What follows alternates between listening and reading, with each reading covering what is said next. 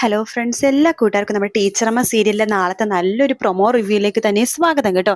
Channel ആദ്യമായിട്ടാണ് കാണുന്നെങ്കിൽ ഒന്ന് സബ്സ്ക്രൈബ് ചെയ്ത് ലൈക്ക് ചെയ്ത് സപ്പോർട്ട് ചെയ്യണേ.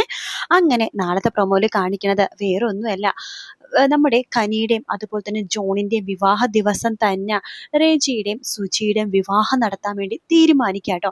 അപ്പോൾ അതിനെക്കുറിച്ചുള്ള കാര്യങ്ങൾ പറയുമ്പോൾ സരസ്വതി വല്യമ്മ അടുത്ത് പറയുന്നുണ്ട്, എതിർപ്പുകളായിട്ട് നമ്മുടെ കനിയുടെ അച്ഛനും അമ്മയും വിളിച്ചിരുന്നു എന്ന് പറയാണ്. അതിന് അവർക്ക് എന്ത് അർഹതയാണുള്ളത് എന്ന് വല്യമാമ ചോദിക്കുമ്പോൾ നമ്മുടെ സരസ്വതി പറയുന്നുണ്ട്, അർഹത എന്താന്നുള്ളത് ഇപ്പൊ ഫോം വിളിച്ച് പറഞ്ഞു, അവരുടെ മോളാണെന്നും എന്താണെന്നും അതിന്റെ വിവാഹം നടത്തിയില്ലെന്നും വേറൊരു ജാതിയിലുള്ള പയ്യനെ ഇതിനെ കൊണ്ട് കെട്ടിക്കാൻ നോക്കുവാണെന്നും ഒക്കെ പറഞ്ഞു എന്ന് പറയാണ്. ആ സമയത്ത് ഇവർക്കൊക്കെ ഇതെന്താണ്, കല്യാണം മുടക്കാൻ ഓരോന്ന് വന്നോളും, നാട്ടുകാർ കല്യാണം മുടക്കാൻ വേണ്ടി നോക്കണത് നമുക്ക് മനസ്സിലാക്കാം. പക്ഷെ സ്വന്തം അച്ഛനമ്മ തന്നെ അവളെ കല്യാണം മുടക്കാൻ നോക്കുവാണല്ലോ. അവളുടെ ഇഷ്ടങ്ങൾ എന്താണോ ഇതുവരെ അവർ അന്വേഷിച്ചിട്ട് പോലില്ല. എന്നിട്ട് കനിയുടെ വിവാഹമായപ്പോഴേക്കും അന്വേഷിച്ചു വന്നിരിക്കുന്ന രണ്ടും കൂടി വരട്ടെ വരട്ടെ, എനിക്ക് രണ്ട് ചോദിക്കാനുണ്ട് എന്ന് പറഞ്ഞിട്ട് നമ്മുടെ വല്യമ്മ ഇങ്ങനെ കാത്തിരിക്കുകയാണ്. അതിനുശേഷം കനിക്ക് ഭയങ്കര സന്തോഷമാട്ടോ, കാരണം തന്റെ വിവാഹം അടുക്കുകയാണല്ലോ. വല്യമ്മ പറയണ്ടേ എത്രയും നല്ല പെട്ടെന്ന് തന്നെ നല്ലൊരു മുഹൂർത്തം തന്നെ ഇവിടെ വിവാഹം നടത്തി കൊടുക്കണം എന്ന് പറയണം. ആ സമയത്ത് മോഹനൻ വീണ്ടും സരസ്വതിനെ കാണാൻ വേണ്ടി വരുവാണ്. സരസ്വതി അടുത്ത് പറയുന്നുണ്ട്, കനിയുടെ അതുപോലെ തന്നെ ജോണിന്റെ റെജിയുടെയും സുജിയുടെയും വിവാഹം ഒരേ പന്തലിൽ ഒരേ മുഹൂർത്തത്തിൽ നടക്കണമെന്ന് അറിഞ്ഞല്ലോ. അതിനിപ്പോ നിങ്ങൾക്ക് എന്താടോ, പോടും ഇവിടെ നിന്ന് ഇറങ്ങി എന്ന് സരസ്വതി പറയുമ്പോ മോഹനം പറയണ്ട്, എടി ഈ 2 വിവാഹം ആക്കണ്ട, 3 വിവാഹം ആക്കിക്കോ, നിന്റെ ആ വാദ്യാരുടെ വിവാഹം കൂടി നടത്തിക്കോ. അതൊക്കെ നടത്തണോ വേണ്ടിയെന്ന് ഞങ്ങൾ തീരുമാനിച്ചണം, താൻ ഇടപെടണ്ട. തനിക്ക് 3-4 താൻ കെട്ടിയതല്ലേ, പിന്നെ തനിക്ക് മതിയായില്ലേ, ഇനിയും തനിക്ക് വിവാഹം കൂടാൻ താല്പര്യമുണ്ടോ? അയ്യോ എനിക്കൊന്നുമില്ലേ, ഇനി ഞാൻ ഒരാഴ്ചയും കൂടി ഉള്ള പരവല്ല, അത് കഴിഞ്ഞ് ഞാൻ പോകും. അതിനു മുമ്പ് നിങ്ങളുടെ വിവാഹം നടത്താണെങ്കിൽ വിവാഹത്തിന് സദ്യ ഉണ്ണാൻ വരുമായിരുന്നു. ഭാര്യയുടെ ഈ പ്രായത്തിലെ വിവാഹത്തിന് സദ്യ ഉണ്ണ ഭർത്താവ് എങ്ങനെയുണ്ട്, നല്ല കോമഡി ആയിരിക്കും അല്ലെ. ഇറങ്ങിപ്പോടോ, കനിമോൾ ഇവിടെ ഇല്ല, അവളിവിടെ ഉണ്ടെങ്കിലുണ്ടല്ലോ തന്റെ തലമണ്ട അവൾ അടിച്ചു പൊട്ടിക്കും. അവൾ അടിച്ചു പൊട്ടിക്കാണ്ട് വരട്ടെ, വെച്ചിട്ടുണ്ട് അവളെ, കല്യാണപ്പണിയിലൊന്ന് കാണാൻ വേണ്ടി തന്നെയാണ് ഞാനും നിൽക്കുന്നത് എന്നൊക്കെ മോഹൻ ഇങ്ങനെ പറയുന്നുണ്ട്. ആ സമയത്ത് ഇറങ്ങിപ്പോടുന്നത്, ഇറങ്ങിയില്ലെങ്കിൽ ഞാൻ വിഷ്ണുവിനെ വിളിക്കും എന്ന് പറയാണ്. ഇപ്പൊ കുടുംബത്തിൽ ഒരു പോലീസുകാരനും കൂടി ആയല്ലോ റെജി, ഇനിയിപ്പൊ നിങ്ങൾക്ക് ഒന്നും പേടിക്കാനില്ലല്ലോ. ആയിക്കോ, പോലീസുകാരെങ്ങനെ വളർത്തിക്കോ, കാരണം നിങ്ങളുടെ കുടുംബത്തിലെ പ്രശ്നം തന്നെ തീർക്കാനായിട്ട് പോലീസുകാരും വക്കീലന്മാരൊക്കെ കുടുംബത്തിൽ ആവശ്യമാണല്ലോ.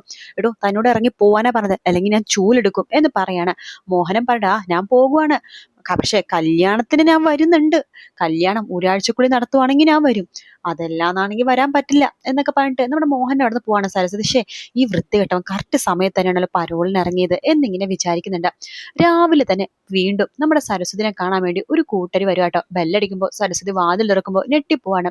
കനിയുടെ അച്ഛനും അമ്മയും കൂടി ഒരുമിച്ച് വന്നിരിക്കുകയാണ്. സരസ്വതി, ഇതെന്താ രണ്ടുപേരും ഒരുമിച്ച്? ഡിവോഴ്സിന്റെ സമയത്ത് നിങ്ങൾ ഒരുമിച്ച് കോടതിയിൽ കണ്ടതാ, അതിനുശേഷം ഇപ്പോഴാണല്ലോ കാണുന്നത്. ഞങ്ങളുടെ മോളുടെ വിവാഹത്തിന്റെ കാര്യമാകുമ്പോ ഞങ്ങൾക്ക് വരാതിരിക്കാൻ പറ്റില്ലല്ലോ സരസ്വതി. അത് പറഞ്ഞ ശരിയാ, ഏട്ടൻ ഇരിക്കി, ഏട്ടത്തി ഇരിക്കി എന്ന് പറയാണ്. അങ്ങനെ അവരവിടെ ഇരിക്കുന്നുണ്ട്. അല്ല കനി ഇവിടെ ഇല്ലേ? ഉണ്ടല്ലോ മോളെ കനി, ഇത് ആരാ വന്നേക്കണേ നോക്കിക്കേ എന്ന് പറഞ്ഞ് വിളിക്കുകയാണ്. ആരാ ചെറിയമ്മേ, നീ ഇങ്ങടെ വന്ന് നോക്ക് എന്ന് പറയാണ്. മാഷിന്റെ അടുത്താട്ടോ നമ്മുടെ കനി ഇരിക്കുന്നത്. അതെ സാറേ, ഞാൻ ഇപ്പൊ വരാം കേട്ടോ. ശരി ശരി എന്ന് പറയാണ്. കനി നിലത്തേക്ക് പോകുമ്പോൾ ഞെട്ടിപ്പോവാണ്. തന്റെ അച്ഛനും അമ്മ അവിടെ ഇരിക്കാട്ടോ. അച്ഛനും അമ്മയും പറയണ്ടേ, എടി നിനക്ക് അച്ഛനും അമ്മയുണ്ട് വിചാരം നിനക്കുണ്ടോടി എന്ന് ചോദിക്കുമ്പോൾ കനി പറയണ്ട്, അതെ നിങ്ങൾക്ക് വല്ല വിചാരമുണ്ടോ ഇങ്ങനത്തെ ഒരു മോളുണ്ടെന്ന്? ഇല്ലല്ലോ, പിന്നെ ഞാനെന്തിനാ നിങ്ങളുടെ കാര്യം വിചാരിക്കേണ്ടത്? അല്ല, നിന്റെ ജീവിതത്തിലെ വലിയൊരു കാര്യം നടക്കാൻ വേണ്ടി പോവാണ്, കല്യാണം, അതെങ്കിലും ഞങ്ങളെ അറിയിക്കണം, ഒരു മാന്യത നിനക്ക് വേണ്ടേ? കണ്ട നസ്രാണികളാണ് കല്യാണം കഴിക്കണത്. നിനക്കെന്താ നിന്റെ ജാതിയില് പയ്യന്മാരൊന്നും കിട്ടിയില്ലേ? കനി പറയണ്ടോ, നമ്മുടെ ജാതിയിലെ പയ്യന്മാരെ കെട്ടിയപ്പോ എന്തിനാണാവോ? അല്ല അമ്മ അച്ഛനെ കെട്ടിയല്ലോ സ്വയം ജാതിയായിട്ട്, എന്നിട്ട് ഡിവോഴ്സ് ആയില്ലേ? അല്ല എന്റെ വിവാഹക്കാര്യത്തിൽ എന്താണ് അവർ രണ്ടുപേർക്ക് ഇത്ര താല്പര്യം? ഞാൻ ഇത്രയും നാൾ ഞാൻ ജീവനോടെ ഉണ്ടോ മരിച്ചോ എന്ന് പോലും അന്വേഷിച്ചില്ലല്ലോ. മാസം മാസം ഒരു തുക അക്കൗണ്ടിലിടും, അല്ലാതെ നിങ്ങളും ഞാനും തമ്മിൽ എന്താണ് ബന്ധം? എനിക്കിപ്പോ എത്ര വയസ്സായെന്നറിയാവോ? 25 വയസ്സായി, കല്യാണ പ്രായമൊക്കെയായി. അതുകൊണ്ട് എന്റെ കല്യാണ കാര്യം എനിക്ക് തീരുമാനിക്കാൻ അറിയാം, പിന്നെ എന്നെ സ്നേഹിക്കുന്നവർക്കും അറിയാം, അതിൽ നിങ്ങൾ ഇടപെടാൻ നോക്കണ്ട എന്ന് കനി ഉറപ്പിച്ചങ്ങ് പറയാണ്. അപ്പൊ കനിയുടെ അച്ഛനും നമുക്ക് മനസ്സിലായി അവിടെ നിന്നിട്ട് കാര്യമില്ലെന്ന്. അവര് നേരെ പോണം നമ്മുടെ ജോണിന്റെ വീട്ടിലേക്കാട്ടോ. അവിടെ പോയിട്ട് പറയണ്ട്, ഞാൻ കനിയുടെ അച്ഛനും അമ്മയാണ്, ഈ വിവാഹത്തിന് ഞങ്ങൾക്ക് സമ്മതമല്ലെന്ന് അവിടെ പോയി പറയാണ്. പക്ഷെ വിവാഹം നടത്താൻ വേണ്ടി തന്നെ തീരുമാനിക്കാട്ടെ എല്ലാവരും കൂടി ചേർന്ന്. വിവാഹത്തിന്റെ തലേ ദിവസം വീണ വീണ്ടും നമ്മുടെ ജോണിന്റെ അടുത്തേക്ക് വരുവാണ്. എനിക്ക് ജോണേട്ടനില്ലാതെ ജീവിക്കാൻ പറ്റില്ല, എനിക്ക് ജോണേട്ടനെ തന്നെ വേണമെന്ന് പറഞ്ഞ് കെട്ടിപ്പിടിച്ച് അങ്ങോട്ട് കരയുവാട്ടോ. ഇനി ജോൺ വീണനെ വിവാഹം കഴിക്കുമോ കനിനെ വിവാഹം കഴിക്കുമോ എന്നുള്ളതാണ് നമുക്ക് ക്ലൈമാക്സിൽ അറിയാൻ പറ്റുന്നത് കേട്ടോ. അതെന്തായിരിക്കും എന്നുള്ളത് നിങ്ങൾ താഴെ കമന്റ് ചെയ്യണേ. എനിക്ക് തോന്നുന്നു ജോൺ നമ്മുടെ വീണനെ തന്നെ വിവാഹം കഴിക്കാനാണ് ചാൻസ്. കാത്തിരുന്ന് കാണാം. വീഡിയോ ഇഷ്ടപ്പെട്ടാൽ ലൈക്ക് ചെയ്യുക, സബ്സ്ക്രൈബ് ചെയ്യുക, കമന്റ് ചെയ്യുക. മറ്റൊരു വീട്ട് വരാം. Bye bye.